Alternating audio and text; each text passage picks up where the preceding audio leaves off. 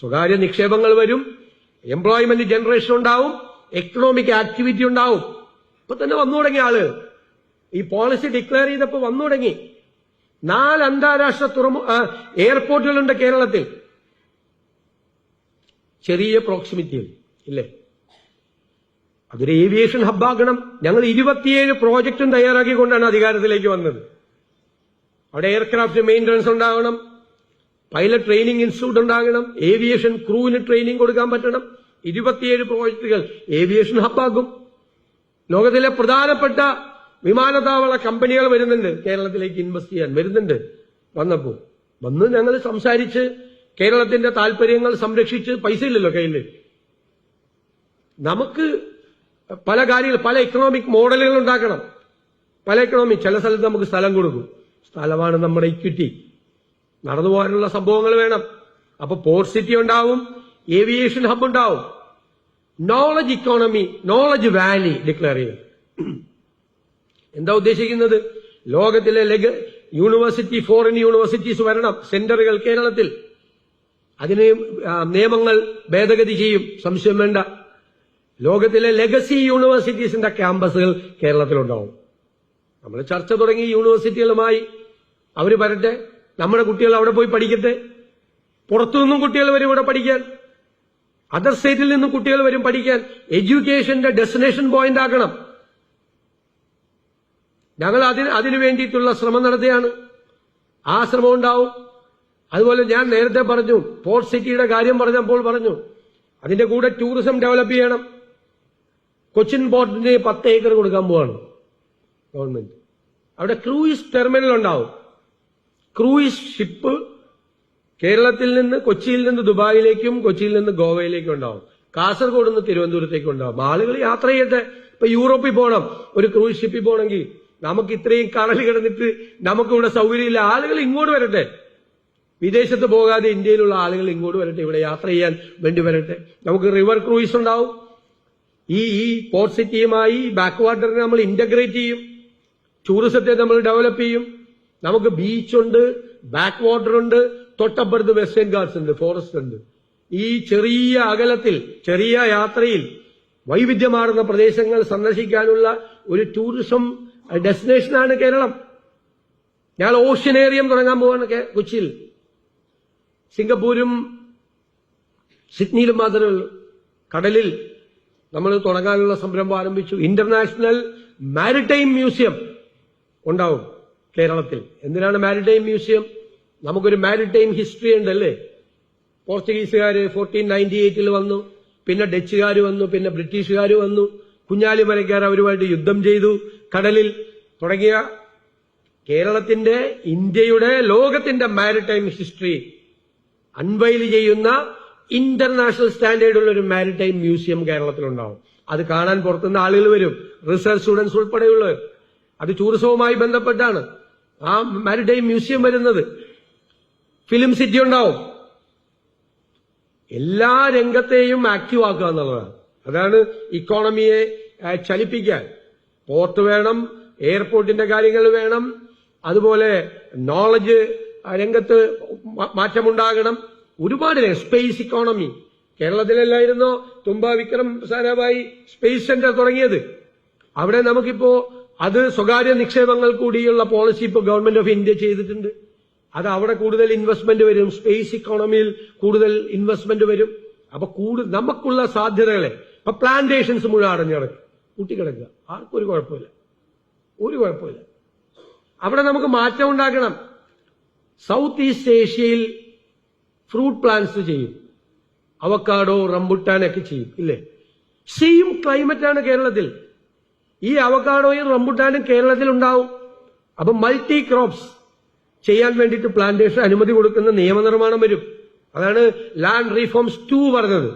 അന്നത്തെ ഭൂപരിഷ്കരണം നല്ലതായിരുന്നു. ഇപ്പൊ അത് കാലാനുസൃതമായി ആ നിയമങ്ങളിൽ മാറ്റം ഉണ്ടാകണം. അവിടെ ടൂറിസം പ്രോജക്റ്റുകൾ വരട്ടെ. കുറച്ചുകൂടി സ്ഥലം അവർക്ക് ടൂറിസം, എക്കോ ടൂറിസം, ആ സിസ്റ്റത്തിന് കണ്ടീഷണലാണ്. എക്കോ ടൂറിസം ആ സിസ്റ്റത്തിനും അവിടുത്തെ എക്കോ സിസ്റ്റത്തിനൊന്നും തകരാറ് വരാതെ എക്കോ ടൂറിസം ഉണ്ടാകട്ടെ. എത്ര മനോഹരമായ സ്ഥലങ്ങളാണ് നമ്മുടെ കയ്യിലുള്ളത്. അവിടേക്ക് ടൂറിസ്റ്റുകൾ വരട്ടെ. നമ്മൾ ഈ ഫ്രൂട്ട് പ്ലാന്റ്സ് നമുക്ക് അനുമതി കൊടുത്തു കഴിഞ്ഞാൽ ഒരു കണ്ടീഷൻ കൂടി വെക്കാം. ഈ ഉണ്ടാകുന്ന ഫ്രൂട്ട് പ്ലാന്റ്സിന്റെ വാല്യൂ അഡീഷൻ തുടങ്ങാനുള്ള സ്ഥാപനങ്ങൾ അവർ തുടങ്ങണം. ഞാൻ പണ്ട് ഫിലിപ്പൈൻസിൽ പോയപ്പോൾ ഒരു പാക്കറ്റ് കിട്ടി. ഭയങ്കര വെൽ പാക്ക്, അതിമനോഹരമായ പാക്ക്. തുറന്നു നോക്കി, ഗംഭീര സാധനം. എന്താ പറയുക, ചക്കച്ചോളം. ഒരു ഒന്ന് വാല്യൂ ആഡ് ചെയ്തിട്ട് ഭയങ്കര ടേസ്റ്റി ആയിട്ട്. വർഷങ്ങൾക്ക് മുമ്പാ നമ്മളിവിടെ വീണു പോവാണ്. ചക്ക വീണു പോയിട്ട് വേറെ വഴിക്ക് പോവുകയാണ്. നമുക്ക് എന്തെല്ലാം സാധ്യതകളെ പ്രയോജനപ്പെടുത്താം ഇല്ലേ? ആ വഴികളിലൂടെയാണ് നമ്മൾ അന്വേഷണം നടത്തുന്നത്. അത് ഓരോ സെക്ടറിലും അറിവുള്ള ആളുകളുമായി നിരന്തരമായി ഹെൽത്ത്, ഡോക്ടർ മാർത്താണ്ഡം പിള്ള ഇവിടെ ഇരിക്കുന്നു. ഹെൽത്തിന്റെ ഒരു ഡെസ്റ്റിനേഷൻ പോയിന്റ് ആകാം കേരളം. നമുക്ക് നല്ല റീഹാബിലിറ്റേഷൻ സെന്റേഴ്സ് തുടങ്ങാം. ഹോളിസ്റ്റിക് ആയിട്ടുള്ള മെഡിസിൻസ് നമുക്ക് കൊടുക്കാം.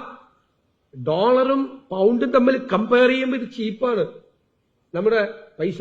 അവരിവിടെ വരട്ടെ, നല്ല സ്ഥാപനങ്ങൾ തുടങ്ങട്ടെ.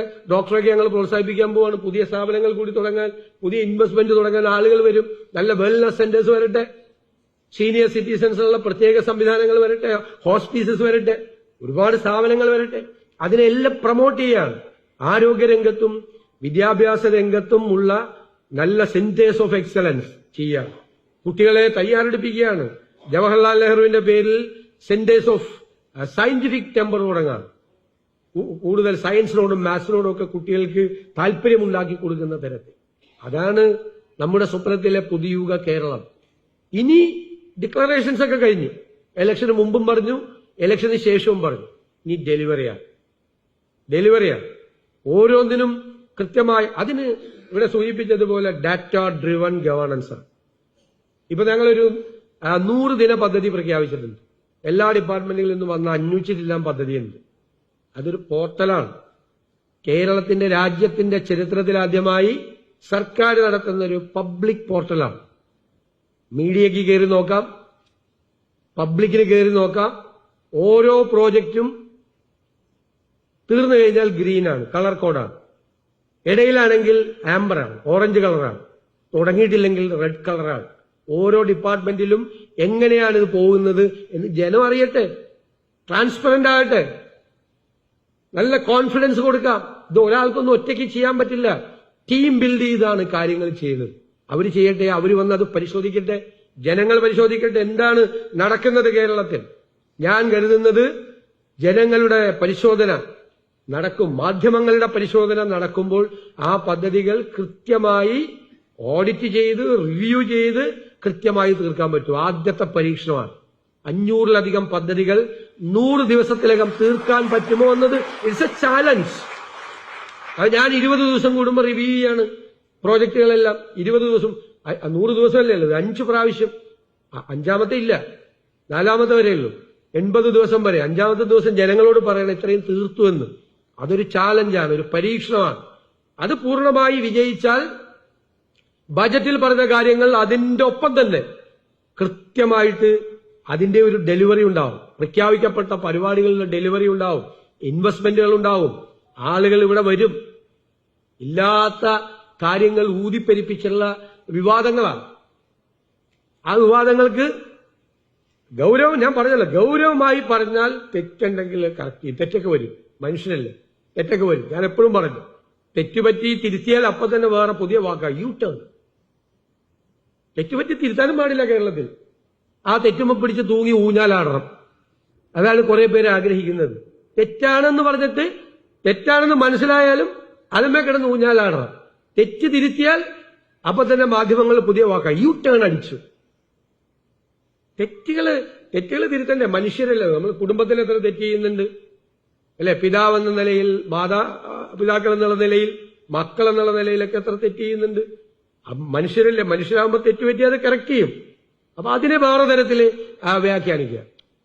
അതിലൊന്നും ഈൽഡിയില്ല. കാരണം ഇത് വളരെ പ്രധാനപ്പെട്ട തീരുമാനങ്ങൾ എടുത്ത ആ തീരുമാനങ്ങൾ നടപ്പാക്കാനുള്ള ഇച്ഛാശക്തി ഈ ഗവൺമെന്റ് കാണിച്ചില്ലെങ്കിൽ ഒരവസരം പിന്നെ കേരളത്തിനുണ്ടാവില്ല. അത് തിരിച്ചറിവാണ് ഞങ്ങൾക്കുള്ളത്.